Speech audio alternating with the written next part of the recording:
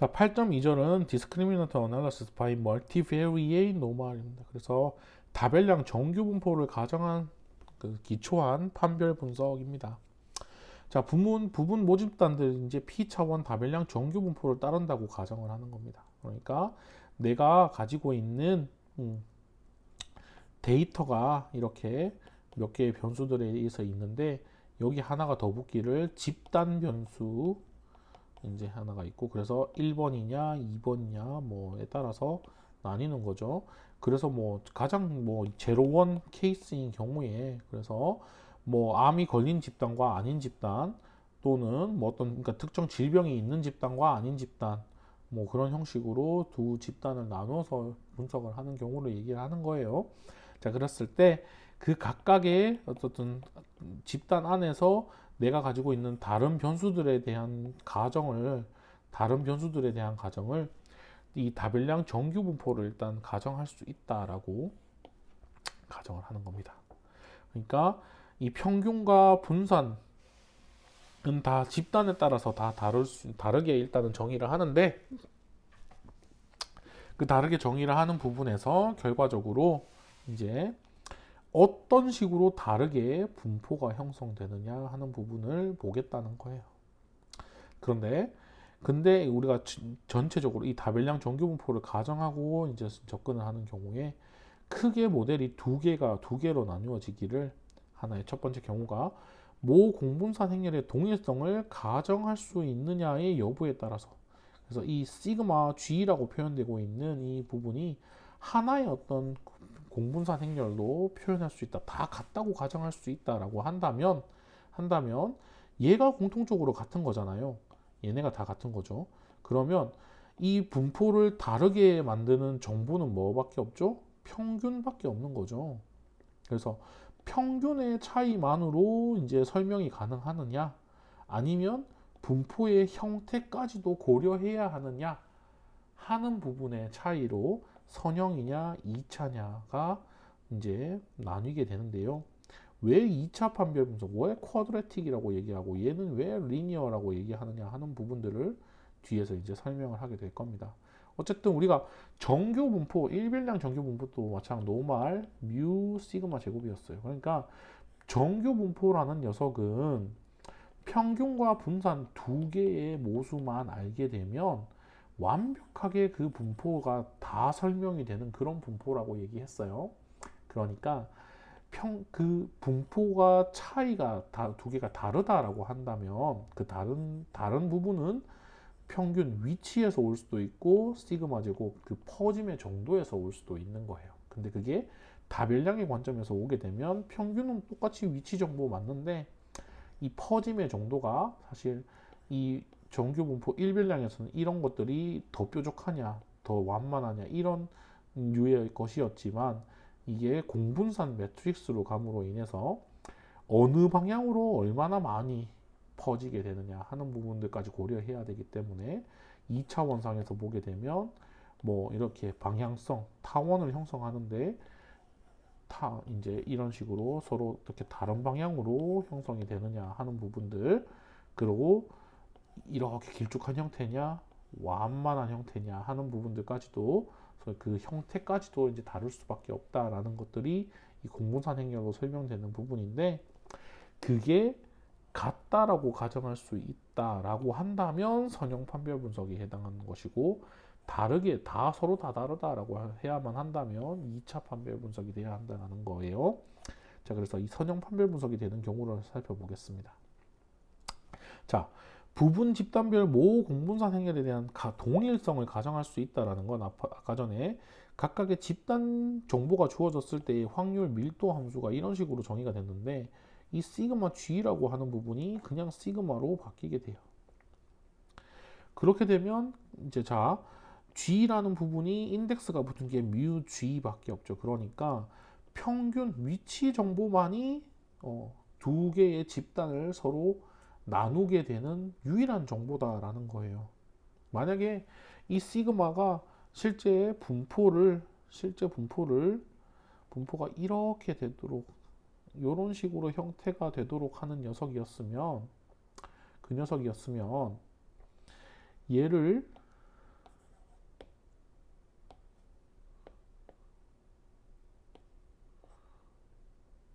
요 형태가 똑같은 녀석이 하나가 더 있는데 위치 정보에 해당하는 요 중심의가 얘네만 두 개가 다르다라는 거예요. 이 2차원에서는 이렇게 지금 제가 타원을 그렸고 3차원이면 타원체가 되겠죠. 엘립소이드. 어쨌든 그런 형식으로 이제 표현이 되는데 이 지금 코베리언스 매트릭스가 같다라는 가정은 이 가장 메이저 퍼지는 정도, 마이너 퍼지는 정도, 타원의 형태 이게 똑같다고 가정할 수 있다라는 거예요. 굉장히 강한 가정인 건 맞는데 실제로 사실은 우리가 뭐 하이퍼서시스 테스팅의 과정에서 생각한다면 약간 다른 건 허용한다는 거죠. 그러니까 이거를 뭐 테스트 관점에서 타입 1 에러, 타입 2 에러를 뭐 이제 허용을 한 상태에서 이제 그런 상태에서 생각했을 때 그러니까 뭐 약간만 차이가 난다 이런 식으로 뭐 좀 다르거나 이렇게 한다면 같다고 가정하는 게 사실은 굉장히 심플한 모델에 해당하니까 그렇게 가정할 수 있느냐 없느냐를 어쨌든 먼저 테스트를 하고서 받아들일 수 있는 수준 정도가 된다면 심플한 걸로 이제 생각을 하겠다라는 거고 그래서 그 위치 정보만이 다르니 이 위치에 기반을 해서 이 두 그룹을 가르는 이런 규칙을 찾아내겠다 하는 겁니다.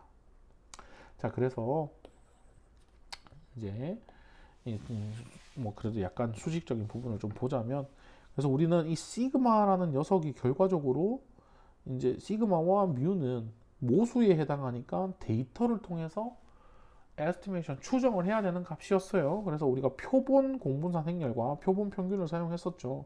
근데 표본 공분산 행렬이 이제 원래는 그냥 각각의 그룹에 대해서 그냥 이 공분산 행렬을 구하면 되는 건데 코베리언스 매트릭스 계산하면 되는 건데 근데 걔네가 다 같다라는 가정 그룹마다 다 같다라는 가정을 해버렸으니 그 정보를 같이 이제 공유를 해야 되는 거죠. 그래서 결국에는 xi1 마이너스 x1 바 제곱 sum of square 다 하고 sum of square에 xi2 마이너스 x2 바 제곱을 해서 얘네까지 다 더해놓고 나머지 전체 샘플 사이즈 나누기 뭐 전체 샘플 사이즈 빼기 2와 같은 형식으로 이제 나눠주는 형식인데요. 그게 이제 SG가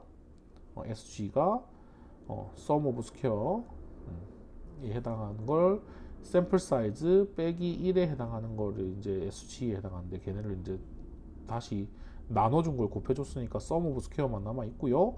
그 sum of square를 다 더한 다음에 전체 샘플 사이즈 빼기 그룹의 개수만큼 이 그룹의 개수는 표본 평균을 그만큼 에스티메이션을 하니까 자유도가 그만큼 잃어버렸다라고 하는 겁니다. 자, 그래서 이 S를 이제 우리가 실제로 이 공통의 공분산 행렬을 추정한 Pooled Sample Covariance Matrix라고 합니다.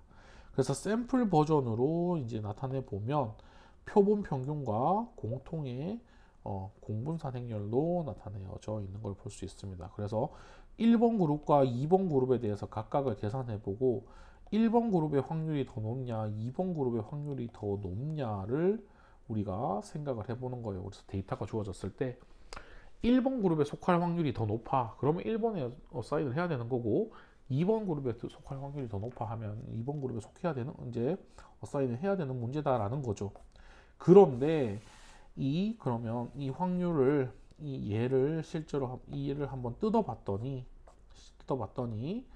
RGX라는 거에 프로포셔널하다라고 할 수 있는데 그러니까 얘네는 어떤 그냥 특정 상수에 해당하고 E라는 함수 안에 있는 요 녀석을 좀 풀어서 생각해 봤을 때 결과적으로 G라는 그룹에 따라서 서로 다른 정보를 가지고 있는 이 XG 바라는 정보와 그리고 내 데이터에 대한 정보, 그러니까 내 데이터가 가지고 있는 X라는 정보에 의존하는 부분을 봤더니 요거밖에 없는 거예요. 그래서 이제 요만큼만 보게 되면 요만큼이 이제 내 데이터와 그룹 정보에 의존하는 부분에 해당합니다. 그래서 요것들을 보게 되니까 이제 x라는 정보에다가 그룹 정보가 상수가 곱해지고 더해진 형태, 그래서 일종의 리니어 모델의 형태로 나타나겠더라라는 거예요.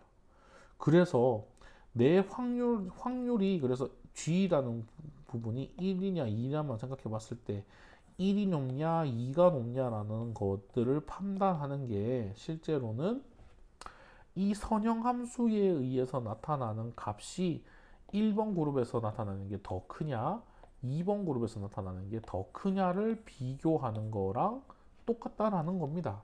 그러니까 얘가 선형 함수로 나타나니까 우리가 선형 판별 분석이다라고 하는 거예요.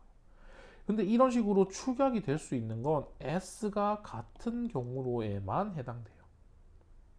S가 그룹별로 다 다르다면 사실은 그거는 이렇게 선형적으로 우리가 나중에 축약을 시킬 수가 없어요. 직접적으로 비교를 하는 데 있어서 S라는 녀석을 무시를 할 수 없다는 거예요. 상수화, 이런 식의 상수화 시킬 수 없다는 거예요.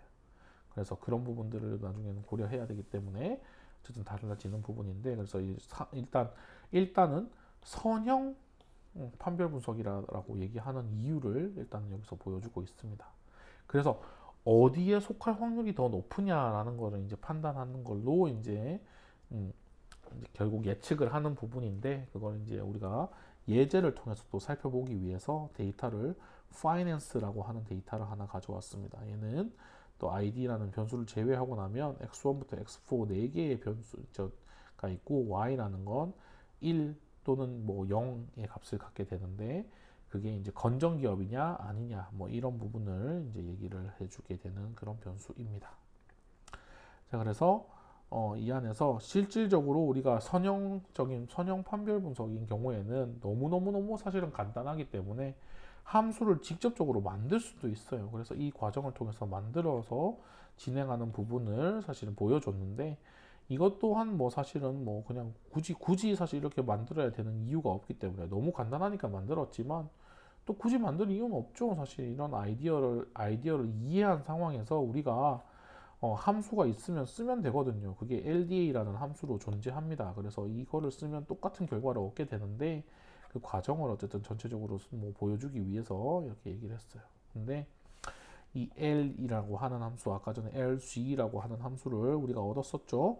얘가 이제 요 안에 있는 이 엑스포넨셜 함수 안쪽에 있는 얘를 풀어낸 거에 해당한다라는 거였고요. 그래서 그걸 얻어 보니까 실제로 1번 그룹에 속하는 확률에 대한 부분이 이제 L1x라는 함수에 비례하게끔 나타난다라고 얘기를 하고 있고, L2라는 2번 그룹에 속할 확률에 대한 내용이 이 L2x라는 함수에 비례한다라고 나오고 있습니다. 그럼 우리가 LX를 정의를 하기를 2번에 속할 확률에서 1번에 속할 확률을 빼준다라는 거 라고 정의를 하게 되면 이 리니어한 어떤 함수로 나오는 거죠. x에 대해서 선형 함수로 나오게 된다는 겁니다. 그래서 결론적으로 보면 어떤 상수항이 있는데, x1은 값이 커지면 커질수록 이제 2번 건전 기업일 확률이 커진다라고 하고 있습니다. 총 부채 대비 현금 유출입이 크면 클수록 건전 기업일 확률이 높다라는 게 이 플러스 사인으로 얘기가 되고 있고요. 2번도 마찬가지로 총 자산 대비 순이익 또한 높으면 높을수록 건전 기업일 확률이 높다라고 얘기를 하고 있습니다. 채무 대비 자산도 높으면 높을수록 건전 기업이다라고 얘기를 하고 있고요. 반대로 순 매출 대비 자산이 높으면 높을수록 이거는 마이너스 효과, 이제 건전 기업의 확률이 떨어진다라고 얘기를 해주고 있는 부분입니다. 이런 식으로 이제 선형적인 함수로 설명이 된다라는 부분 때문에 선형 판별 분석이라고 우리가 부르게 되고요. 이거는 분석 자체가 이제 LDA라는 함수를 우리가 쓰는 걸로 직접적으로 적용을 해볼 수 있습니다. 근데 결론이 나온 상수들이 지금 조금 다른 걸 볼 수 있는데요. 그 이유는 여기 있습니다. 여기 x1, x2, x3, x4는 그 원래 데이터가 갖는 값 그 자체를 가지고서 계산이 되게끔 제가 아예 함수를 다 처음부터 끝까지 다 만든 거에 해당하는데, 이 LDA라는 함수에서는 기본적으로 센터링은 진행된 상태에서 이 값들을 추정을 합니다. 그러니까 이제 이 센터링된 효과만큼이 반영되지 않았다라는 부분이죠. 그래서 결과적으로 풀어서 써보면 똑같은 결과가 되는 걸 확인할 수 있습니다. 자, 그래서 이런 식으로 우리가 뭐 이제 선형 판별에 대한 얘기를 할 수 있다라는 게 이제 뭐 진행이 됐고요. 그리고 이 predict라는 함수를 통해서 우리가 예측을 할 수 있고요. 그 예측하는 부분에서 이 총 이 예측 predict를 통해서 생성되는 게 이 x라는 값과 포스테리어 확률 P1, P2 그리고 클래스 예측 이렇게 되는데, 이 x라는 값에 굳이 뭐 x라는 값은 실제로 이 LX 선형 판별 점수에 해당하는 거라서 여러분이 사실 굳이 얘를 뭐 어떤 값을 가졌느냐에 관심을 가질 필요는 없을 것 같아요. 그 대신에 P1과 P2는 1번 그룹에 속할 확률, 2번 그룹에 속할 사후 확률을 얘기를 하고 있습니다. 그래서 이 둘 중에 큰 쪽으로 클래스 어사인이 간다라는 거죠. 그래서 그런 부분에 대해서 여러분들이 한번 살펴볼 필요가, 의미가 있는 어떤 그런 내용이다라고 할 수 있겠습니다. 그래서 결과적으로 어느 쪽에 속할 확률이 더 높으냐, 어떤 판별 함수 자체가 어떻게 되느냐 하는 부분으로 되는 거고요. 그래서 이 x의 관점에서 보자면 사실 뭐 굳이 안 봐도 된다고 했지만, 만약에 본다라고 한다면 L 스타 x가 음수면 그룹 1, 얘가 양수면 그룹 2에 속하게 되는 규칙을 갖는다라고 하고 있습니다.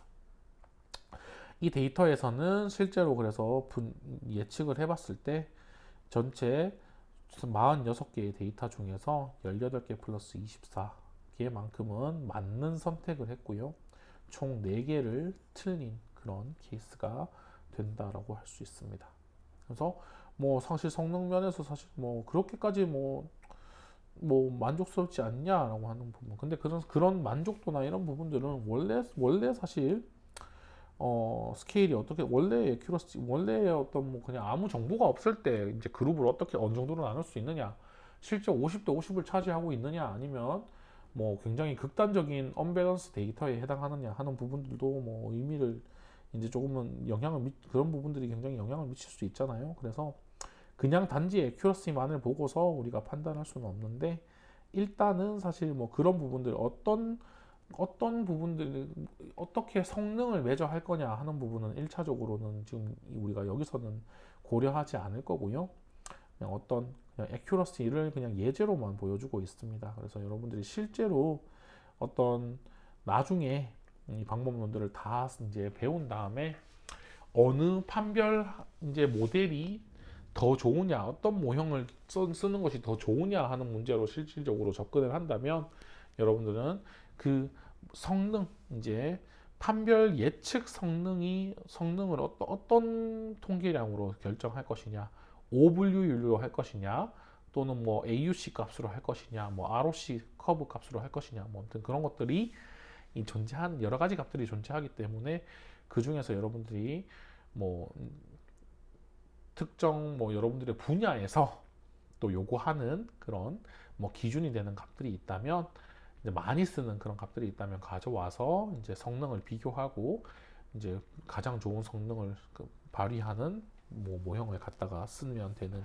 어쨌든 그런 문제가 되는데요. 어쨌든 지금은 우리가 각각의 모델에 대한 설명을 하고 있기 때문에, 모형에 대한 설명을 하고 있기 때문에 성능을 판별하는 부분에 대해서는 얘기를 하지 않도록 하겠습니다.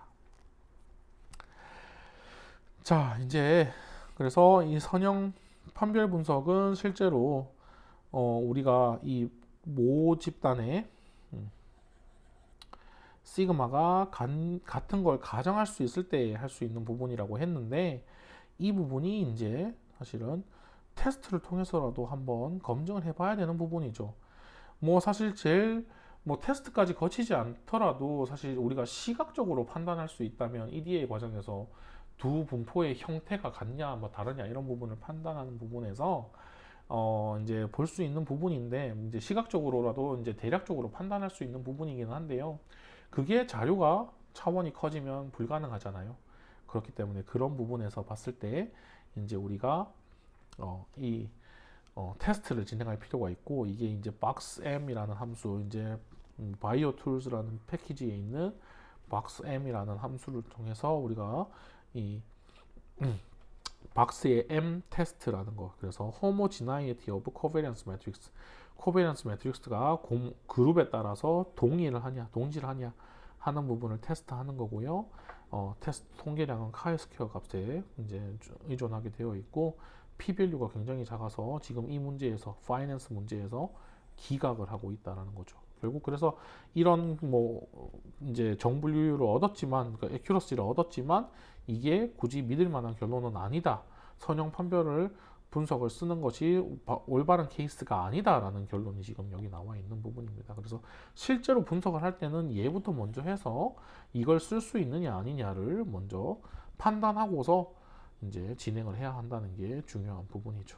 그래서 여기서는 박스M을 통해서 얻을 수 있는 여러 가지 다른 정보를 얘기하고 있는데, 결론적으로 이제 사용할 수 없다라고 하니까 우리는 이제 그러면 가정을 할 수 없는, 공분산 행렬이 같다라고 가정할 수 없는 2차 판별 분석의 형태로 넘어가야 할 것 같습니다. 근데 죄송합니다. 지금 제가 잠깐 다른 일이 생겨서 잠깐 영상을 끊어야 될 것 같습니다. 이제 영상을 끊어서 그러면 여기서 잠깐 끊고 다음 영상에서는 나머지와 8.4절을 이어서 설명을 하도록 할게요. 갑자기 중간에 끊어서 죄송합니다. 손님이 찾아와서.